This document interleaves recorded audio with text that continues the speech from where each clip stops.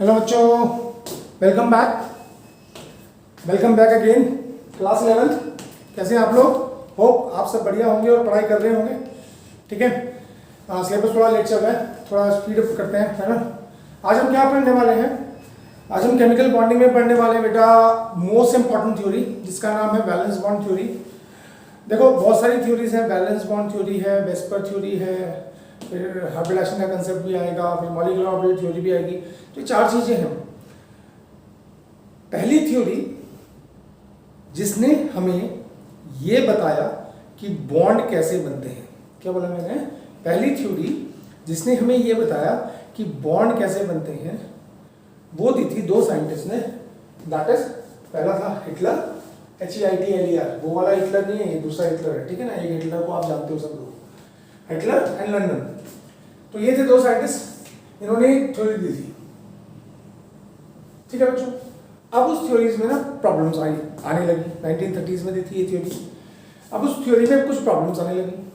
ठीक है, तो बाद में पॉलिंग और स्लेटर दो साइंटिस्ट थे, इन्होंने इसको मॉडिफाई किया। तो original theory was given by Hitler and London and was modified by polling and Slater later on. फिर यही पॉलिंग क्या करेगा, एक कंसेप्ट आएगा हाइब्रिडाइजेशन का। जब इनकी मॉडिफाइड थ्योरीज में भी प्रॉब्लम आएंगी तो ये पॉलिंग भैया क्या करेंगे, ये नया कंसेप्ट देंगे हाइब्रिडाइजेशन का। ठीक है, तो हाइब्रिडाइजेशन एडवांस फॉर्म है वैलेंस बॉन्ड थ्योरी का, भी आगे जाके पढ़ेंगे। ठीक है, यहाँ तक आ गया।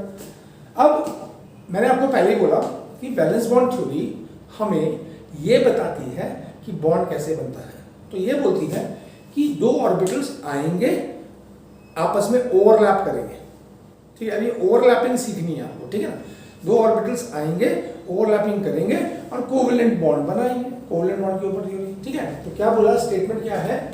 प्योर एटॉमिक ऑर्बिटल्स, ठीक है, overlap and form the covalent bond. सीधी सी बात, प्योर एटॉमिक ऑर्बिटल्स है, वो आपस में ओवरलैपिंग करेंगे। ओवरलैपिंग अभी सीखेंगे हम आगे, कितने प्रकार की होती है, क्या होती है, कैसे कैसे बॉन्ड्स बनते हैं, वो सब हम आगे सीखेंगे। ठीक है, तो एटॉमिक ऑर्बिटल्स क्या करेंगे, ओवरलैप करेंगे।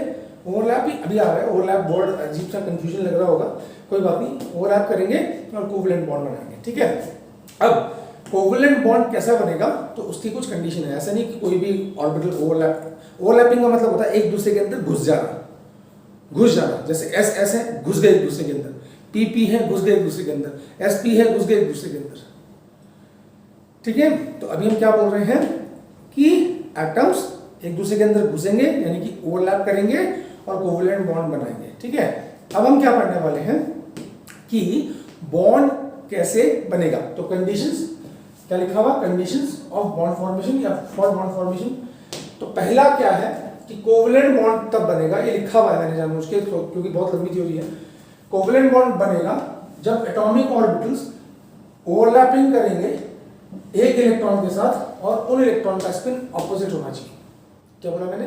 कोवेलेंट बॉन्ड बनेगा तो एटॉमिक ऑर्बिटल्स क्या करेंगे, एक दूसरे के साथ ओवरलैप करेंगे और दोनों इलेक्ट्रॉन्स का स्पिन ऑपोजिट होना चाहिए। जैसे फॉर एग्जांपल मैंने बोला फ्लोरीन है, फ्लोरीन का इलेक्ट्रॉनिक कॉन्फ़िगरेशन क्या होता है? फ्लोरीन का इलेक्ट्रॉनिक कॉन्फ़िगरेशन होता है बेटा हीलियम। फ्लोरीन का इलेक्ट्रॉनिक कॉन्फ़िगरेशन क्या होता है? फ्लोरीन का इलेक्ट्रॉनिक कॉन्फ़िगरेशन होता है 1s2, यहाँ पे आएगा 2s, यहाँ पे आएगा 2p। 1 2 3 4 5 6 7 इलेक्ट्रॉन का फ्लोरीन। अब दूसरा फ्लोरीन एटम हम क्या बनाने जा रहे हैं? हम F2 बनाने जा रहे हैं। तो दूसरा फ्लोरीन एटम आएगा, ठीक है, वो होगा हीलियम, ये होगा 2s, ये होगा 2p। 1 2 3 4 5 6 7। अब देखो इसके पास n पे इलेक्ट्रॉन है, एक इलेक्ट्रॉन होना चाहिए।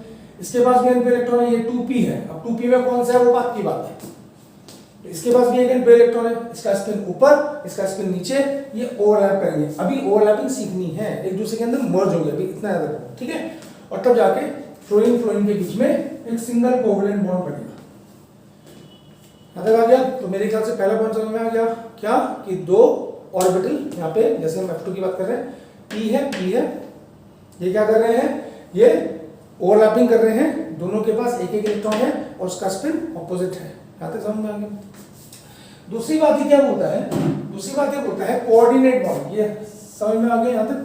अब हम बात करते हैं कि कोऑर्डिनेट बॉन्ड कैसे बनेगा। दूसरा देखो कोवलेंट बॉन्ड जो होते हैं वो दो प्रकार के होते हैं, एक तेरा एक मेरा आजा मिलके बॉन्ड बना है, ठीक है, उसको बोलेंगे कोवलेंट बॉन्ड, ठीक है, एक मेरा इलेक्ट्रॉन एक तेरा इलेक्ट्रॉन आजा मिलके हम कोवलेंट बॉन्ड बना है। कोवलेंट बॉन्ड, कोऑर्डिनेट बॉन्ड में क्या है, तो मैं सेकंड बॉन्ड लिख देता हूं, फॉर कोऑर्डिनेट बॉन्ड फॉर्मेशन,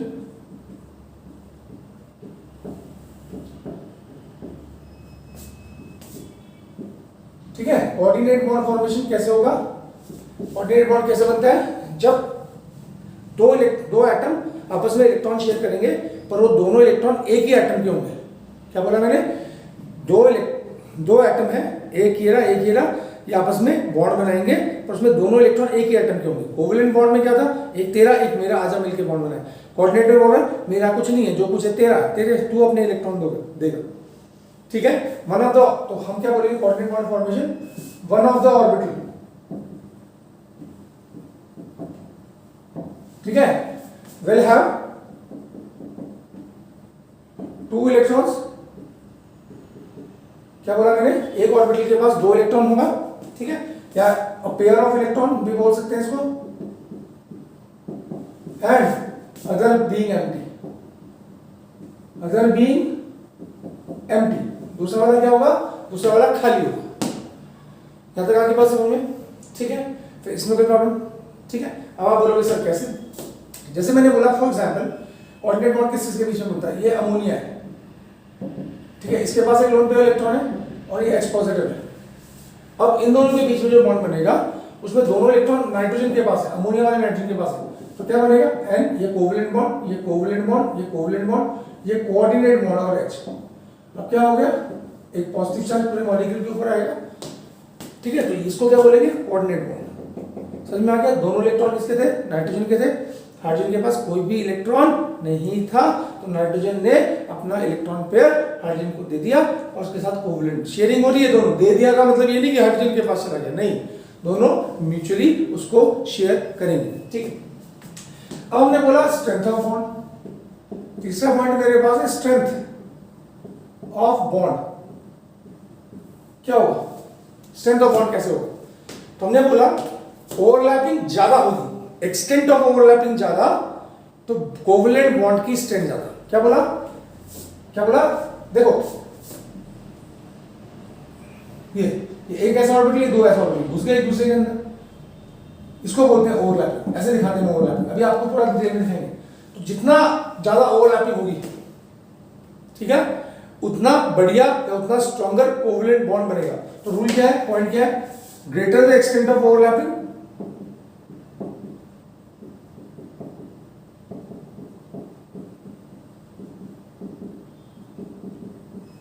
ठीक है, stronger is the covalent bond form.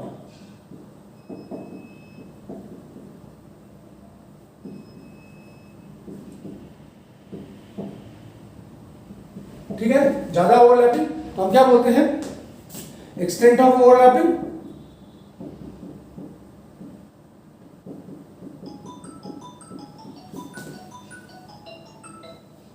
Extent of overlapping ज्यादा, ठीक है, तो बॉन्ड की स्ट्रेंथ ज्यादा, is directly proportional to strength of bond, और बॉन्ड ज्यादा, बॉन्ड की स्ट्रेंथ ज्यादा होगी तो उसको तोड़ने के लिए ज्यादा एनर्जी लगेगी या उसके बनने में ज्यादा एनर्जी बाहर निकलेगी, और जो बॉन्ड बनने में एनर्जी निकलती है उसको बोलते हैं बॉन्ड एनर्जी। तो ज्यादा एक्सटेंट ऑफ ओवरलैपिंग ज्यादा, तो ये हो जाएगा ज्यादा बॉन्ड एनर्जी, और बॉन्ड एनर्जी ज्यादा यानी कि स्ट्रॉन्गर बॉन्ड है, यानी कि एटम जो दो ऑर्बिटल से पास है तो बॉन्ड लेंथ छोटी, बॉन्ड लेंथ। अब इसको रख लीजिए, एक्सटेंट ऑफ ओवरलैपिंग ज्यादा, ठीक है। नेक्स्ट चौथा पॉइंट है, overlapping should not be more than 50%, overlapping should not be more than 50%। अब देखो क्या होगा, ये एक एस ऑर्बिटल है, ये एक एस ऑर्बिटल है, दो एटम है, अगर ये ओवरलैपिंग करेंगे, सपोज दो हाइड्रोजन एटम है, ये H और H मिलके अगर ज्यादा पास करें, ज्यादा ओवरलैपिंग कर लेंगे 50% से ज्यादा, तो इनके न्यूक्लियस पास आ जाएंगे, और न्यूक्लियस पास आ जाएंगे तो आपस में रिपल्शन होगा, और रिपल्शन होगा तो मॉलिक्यूल स्टेबल नहीं रहेगा। तो बॉन्ड, नेक्स्ट पॉइंट क्या है, बॉन्ड जो ओवरलैपिंग हो रही है वो 50% से ज्यादा नहीं होनी चाहिए। ठीक है, ठीक है, इतनी बात समझ में आ गई। अब देखो क्या इसका नेक्स्ट पॉइंट जो है, यहां तक लिखिए बच्चों, प्यारे बच्चों, समझ में आ रहा है? ठीक है, तो स्ट्रेंथ ऑफ कोवैलेंट बॉन्ड भी आपको बता दिया, ओवरलैपिंग 50% से ज्यादा नहीं होनी चाहिए, ये भी बता दिया। ये पॉइंट आपको मिलेगा नहीं 50% वाला। ठीक है, अब मेरे पास नेक्स्ट पॉइंट क्या है? ठीक है, जो ऑर्बिटल्स ओवरलैप हो रहे हैं, एक दूसरे के अंदर मर्ज हो रहे हैं, ठीक है, वो प्रॉपर तरीके से ओरिएंटेशन होना चाहिए उनका। ओरिएंटेशन का मतलब, अब सपोज यहां देखो, पहले मैं पॉइंट लिख देता हूं। कितने पॉइंट हो गए? 6 पॉइंट है। फिफ्थ पॉइंट है, the orbitals involved in overlapping must have a proper orientation.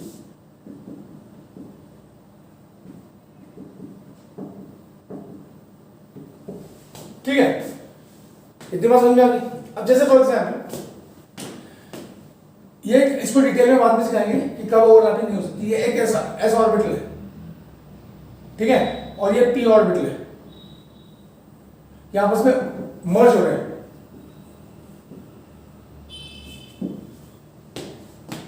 ठीक है, तो क्या है, दोनों सेम एक्सिस में आ रहे। सपोज ये एक्स एक्सिस है, तो दोनों एक ही एक्सिस में आ रहे हैं, तभी जाके वो ओवरलैप कर रहे हैं। अब ऐसा नहीं है कि एक एस ऑर्बिटल ये आया और ये पी ऑर्बिटल है और एस और पी ऐसे मर्ज कर दिए।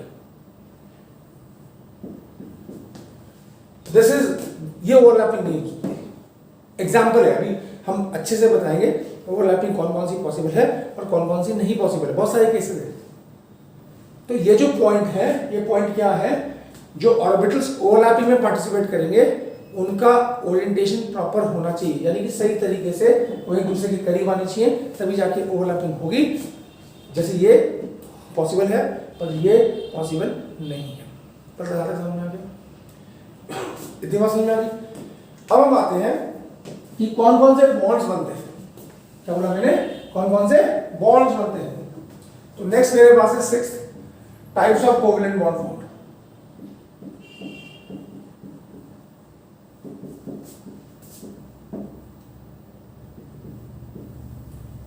ठीक है, अब कोवैलेंट बॉन्ड दो तरह के होते हैं।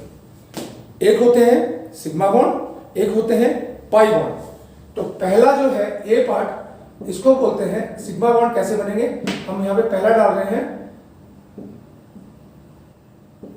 Formation of sigma bond.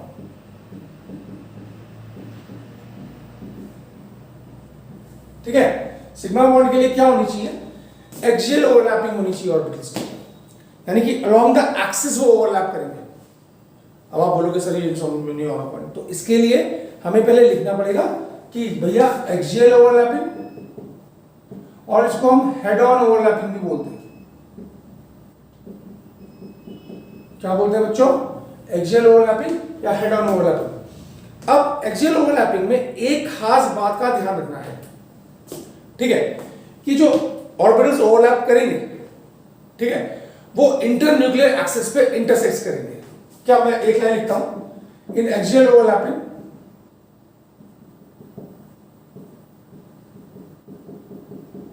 ठीक है, जब एक्सियल ओवरलैपिंग होगी, ठीक है, तो जो ओवरलैप जोन होगा, the overlap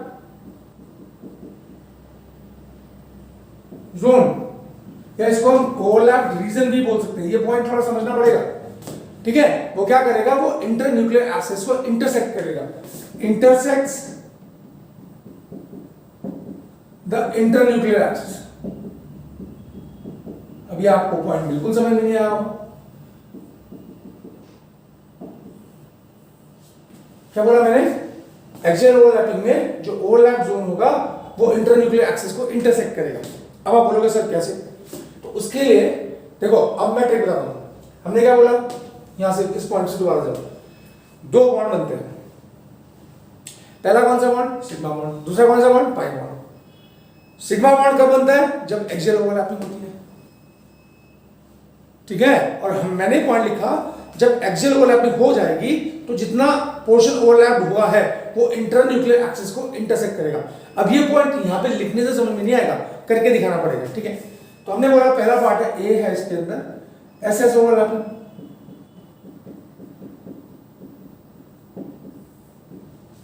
S S overlapping में क्या होगा, ये एक ऐसा ऑर्बिटल है, दूसरा ऐसा ऑर्बिटल है, और ये है इनका इंटरन्यूक्लियर एक्सिस। ये दोनों क्या करेंगे, ऐसे बनाएंगे। ये क्या है, ये है ओवरलैप जोन, और ये क्या है, ये इंटर न्यूक्लियर एक्सिस।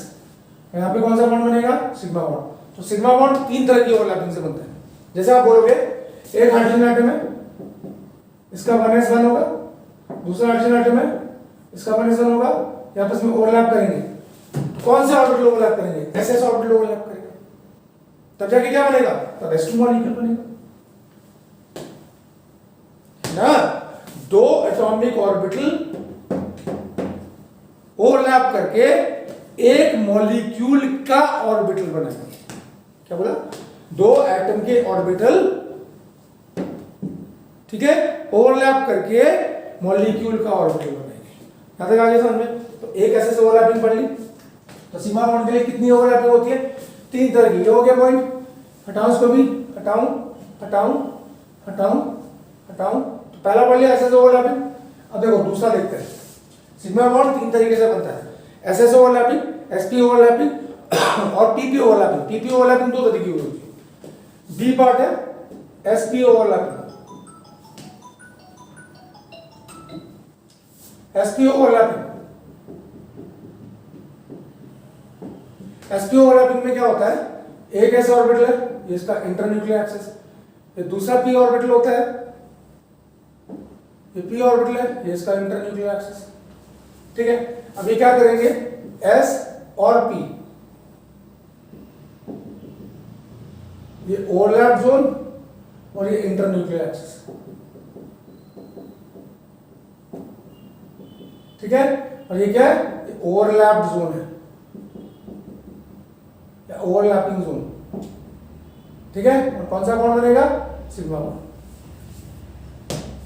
यहां से समझ में आया। अब जैसे किसमें बनेगा, एक H और F, H का लास्ट इलेक्ट्रॉन S में, ठीक है, जैसे फ्लोरीन है, फ्लोरीन का लास्ट इलेक्ट्रॉन 2s, ये 2p, 1 2 3 4 5 6 7, और H का लास्ट इलेक्ट्रॉन 1s में, ठीक है। तो ये दोनों ओवरलैप कैसे करेंगे, एक S और एक P, एक S और एक P, एक S और एक P, एक S और एक P, समझ में आ गया। तो सिग्मा बॉन्ड बनेगा, समझ में आ गया बच्चों। चलिए आगे, तीसरा जो मेरे पास आता है, सी पार्ट जो आता है, वो आता है पीपी ओवरलैपिंग।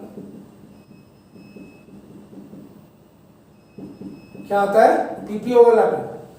अब पीपी ओवरलैपिंग, ये हेड ऑन ओवरलैपिंग पहले बोल लिया। तो इसमें एक पी ऑर्बिटल और दूसरा पी ऑर्बिटल आपस में ओवरलैप करेंगे। कैसे करेंगे, इनका इंटरन्यूक्लियर एक्सिस है, कैसे करेंगे, ऐसे करेंगे, ये इनका इंटरन्यूक्लियर एक्सिस और ये ओवरलैप। यहां पे भी कौन सा बॉन्ड बनेगा, सिग्मा बॉन्ड। समझ में आ गया बेटा, सिग्मा बॉन्ड। तो सिग्मा बॉन्ड तीन तरीके से बनता है अकॉर्डिंग टू बीपीटी। जब एसएस ओवरलैप करेगा, एसपी ओवरलैप करेगा और पीपी ओवरलैप करेगा, ठीक है। अब क्या है, अब देखो एक नोट है। अब पी ऑर्बिटल कितने होते हैं, तीन। अब तीन पी ऑर्बिटल को बनाओगे तो कैसे बनेगा, एक्स वाई और जेड। इसको मानते हैं हम जेड एक्सिस, इसको मानते हैं वाई एक्सिस, इसको मानते हैं एक्स एक्सिस, कुछ भी मान सकते हैं। अब देखो जब दो तीन पी ऑर्बिटल ओवरलैप करेंगे, ठीक है, जैसे मैंने बोला n है, n प्लस n मिलके बनाएगा n2। अब n2 में क्या होगा, 2s एरा 2p एरा, ध्यान देना please, 2s era 2p era, 1 2 3 4 5 1 2 3 4, वही उल्टा स्पिन ऑपोजिट ना है। तो कितने पी ऑर्बिटल आपस में ओवरलैप करेंगे, तीन। कैसे करेंगे, अब देखो ये एक पी ऑर्बिटल है, इधर मैं दूसरा पी ऑर्बिटल बना रहा हूं, एक मतलब दो तीन पी ऑर्बिटल। अब देखो यहां पे क्या बनाएगा, सिग्मा बॉन्ड। अब इसको हम मानते हैं जेड एक्सिस, यानी कि जब नाइट्रोजन N2 मॉलिक्यूल बनेगा, उसमें एक नाइट्रोजन एटम के तीन ऑर्बिटल दूसरे नाइट्रोजन एटम के 3 ऑर्बिटल वो आपस में ओवरलैप करेंगे, ठीक है, और बॉन्ड्स बनेंगे, तो सिग्मा बॉन्ड एक ही बनेगा इस तरीके से। अब हम ये मानते हैं कि जब 3 ऑर्बिटल इसके 3 p ऑर्बिटल इसके आपस में ओवरलैप करेंगे तो सिर्फ एक ही ऑर्बिटल है जो अलोंग द एक्सिस ओवरलैप कर सकता है, इस तरह से ओवरलैप कर सकता है, 3 में से सिर्फ एक, ठीक है। और हम ये मानते हैं कि जो अलोंग द एक्सिस ओवरलैप होती है 3 p ऑर्बिटल में वो z एक्सिस करता है, यानी कि z एक्सिस क्या बनाएगा, ये कौन सा एक्सिस होगा, z एक्सिस, ये 2pz हम बोल सकते हैं इसको, 2pz बोल सकते हैं, 2pz अलोंग द एक्सिस करेगा, x और y अलोंग द एक्सिस नहीं करते। कैसे करते हैं, वो साइड बाय साइड ओवरलैप करते हैं, और अलोंग द एक्सिस जो ओवरलैप होता है 3 तरीके आपको बता दिए, उसमें बनता है सिग्मा बॉन्ड, और जो साइड बाय साइड ओवरलैपिंग होते हैं उसमें बोलता है पाई बॉन्ड। तो सिग्मा बॉन्ड की फॉर्मेशन आपने सीख ली है, SS, SP और PP along the axis overlapping, ठीक है। अब हम पढ़ेंगे फॉर्मेशन ऑफ पाई बॉन्ड, तो यहां तक समझ में आ गया। तो अब मूव करते हैं फॉर्मेशन ऑफ पाई बॉन्ड के ऊपर, ठीक है बेटा। चलो बच्चों, सिग्मा बॉन्ड की फॉर्मेशन आपने पढ़ ली है, चलिए अब हम पढ़ते हैं पाई बॉन्ड की फॉर्मेशन, यानी कि फॉर्मेशन ऑफ पाई बॉन्ड। और जब हम फॉर्मेशन ऑफ पाई बॉन्ड की बात करते हैं तो हम बोलते हैं कि पाई बॉन्ड बनता है साइडवेज और लेटरल ओवरलैपिंग से।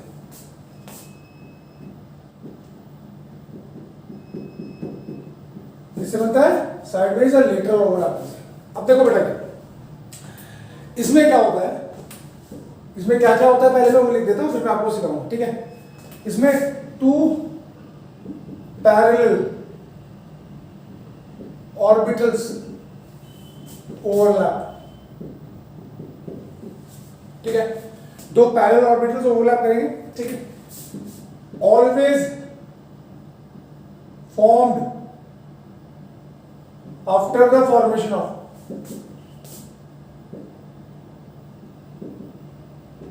सिग्मा बॉन्ड, यानी कि पहले हमेशा एक्सियल, सिग्मा बॉन्ड कैसे बनता है, एक्सियल ओवरलैपिंग से पहले हमेशा सिग्मा बॉन्ड बनेगा, फिर जाके पाई बॉन्ड बनेगा, यानी कि पहले हमेशा एक्सियल ओवरलैपिंग होगी, ठीक है।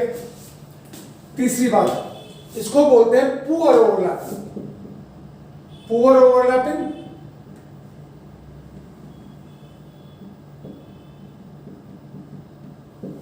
ठीक है। और इसीलिए हम बोलते हैं therefore pi bond is weaker than sigma bond.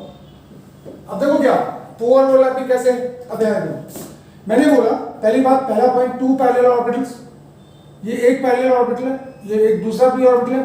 आपको अभी थोड़ी देर पहले बताया था कि जब 3 p ऑर्बिटल ओवरलैप करते हैं तो उनमें से अलोंग द एक्सिस pz करता है, ठीक है। तो ये क्या हो सकता है 2px या 2py, ये भी क्या हो सकता है 2px या 2py, ठीक है। और ये हो गया इनका इंटरन्यूक्लियर एक्सिस। तो ये कैसे ओवरलैप करेंगे, ऐसे ओवरलैप करेंगे, ऐसे ओवरलैप करेंगे, परपेंडिकुलर टू द, ठीक है, क्या इंटरन्यूक्लियर एक्सिस, ये इनका इंटरन्यूक्लियर एक्सिस है, this is inter nuclear axis. समझ में आ गया।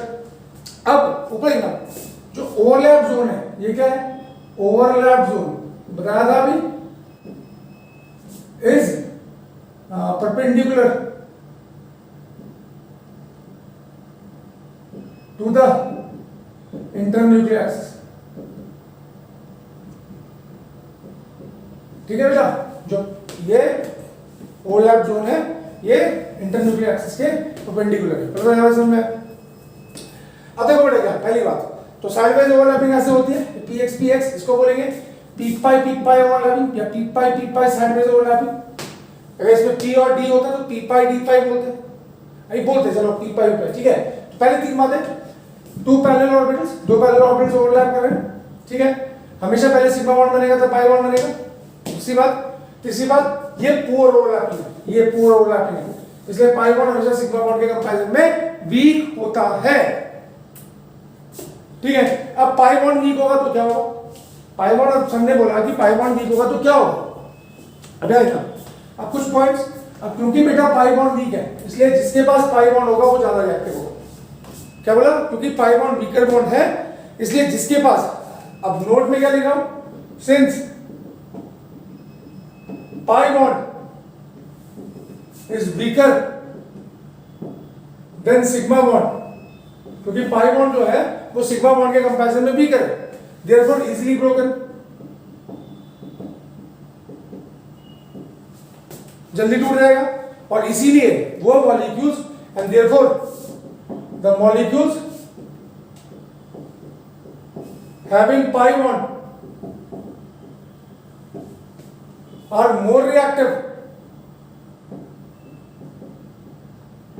Then those having sigma bond. ठीक है, फॉर एग्जाम्पल आपने एल्कीन पढ़ा होगा, alkene carbon carbon double bond, alkynes carbon carbon triple bond, ये क्या है? इनमें ट्रिपल बॉन्ड है, ये मोर रिएक्टिव है। किससे? एल्कीन्स। एल्कीन्स में क्या होता है? Carbon carbon sigma bond. तो पाई बॉन्ड समझ में आया कैसे बनता है? साइड बाय साइड ओवरलैपिंग से बनता है, सिग्मा के बाद बनता है, और इसमें पुअर ओवरलैपिंग होती है, एक्सियल ओवरलैपिंग अच्छी overlapping, sideways overlapping poor overlapping. ठीक है, फिर हमने बोला पाई बॉन्ड सिग्मा बॉन्ड के कंपैरिजन में वीक होता है, इसलिए जल्दी टूटता है, इसलिए जिनमें ये होगा वो ज्यादा रिएक्टिव होंगे। ठीक है, अब एक चीज और एक टर्म और आती है जिसको हम बोलते हैं रेजोनेंस। नाउ रेजोनेंस क्या होता है? अब देखो बेटा, क्या पाई बॉन्ड जो है ना, सिग्मा बॉन्ड जो है, उनको हम बोलते हैं लोकलाइज्ड, क्योंकि वो टाइटली हेल्ड होते हैं bye nucleus. Sigma bond tightly held होते हैं, और पाई बॉन्ड्स क्योंकि साइड बाय साइड ओवरलैपिंग से बन रहे हैं, इसलिए वो हम उनको बोलते हैं डीलोकलाइज्ड। ठीक है, हाँ या ना? तो हम क्या बोलते हैं, नेक्स्ट पॉइंट है हमारे पास, since pi bonds are loosely held by the nucleus. क्यों है? क्योंकि वीकर बॉन्ड है भैया। स्ट्रॉन्गर बॉन्ड कौन? इसको न्यूक्लियस टाइटली हेल्ड करेगा, वीकर बॉन्ड कौन? इसको लूजली हेल्ड करेगा। And therefore can be easily delocalized. Delocalize का मतलब होता है घूमना। ठीक है, इसके बीच में on various nuclear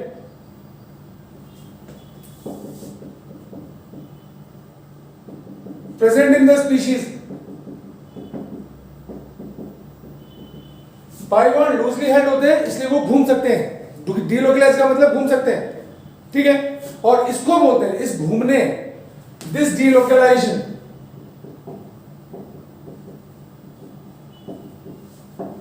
of pi bond is called resonance। बहुत डिटेल में पढ़ना है बाद में। ठीक है, तो पाई बॉन्ड, अब आपको लोगों के साथ रेजोनेंस समझ में नहीं आया, जैसे O डबल बॉन्ड हो, कोऑर्डिनेट बॉन्ड हो, ये होता है। ठीक है, अब ये पाई बॉन्ड है, यहाँ पे एक सिग्मा होगा, एक पाई बॉन्ड होगा, यहाँ पे एक सिग्मा बॉन्ड होगा। तो पाई बॉन्ड अभी देखो क्या है, ये इन दोनों ऑक्सीजन एटम के बीच में, ये 1 ये 2 ये 3, पर जरूरी नहीं है यहाँ पे होगा। ये क्या होगा? O सिंगल बॉन्ड हो, डबल बॉन्ड हो, ये क्या है? इसको बोलते हैं रेजोनेंस। पाई बॉन्ड घूम सकते हैं, आगे डिटेल में पढ़ेंगे, क्योंकि पाई बॉन्ड इन दोनों न्यूक्लियस के लूजली हेल्ड होंगे, तो वो यहां से यहां, यहां से यहां, यहां से यहां घूमते रहते हैं। इस घूमने को बोलते हैं हम रेजोनेंस। ठीक है, नेक्स्ट पॉइंट, किसी भी मॉलिक्यूल की क्या शेप होगी वो पाई बॉन्ड डिटरमाइन नहीं करेगा। Shape of the molecule, shape and geometry of molecule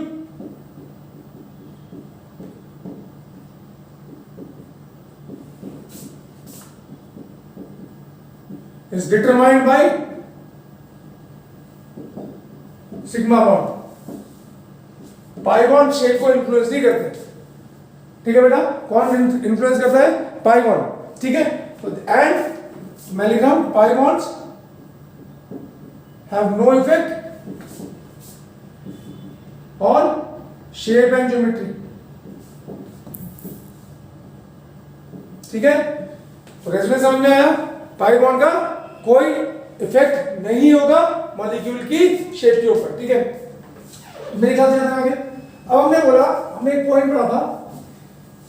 ठीक है, क्या पॉइंट पढ़ा था बेटा? हमने पॉइंट पढ़ा था कि एक्सटेंट ऑफ ओवरलैपिंग। ठीक है। एक्सटेंट ऑफ ओवरलैपिंग किस पे डिपेंड करेगी?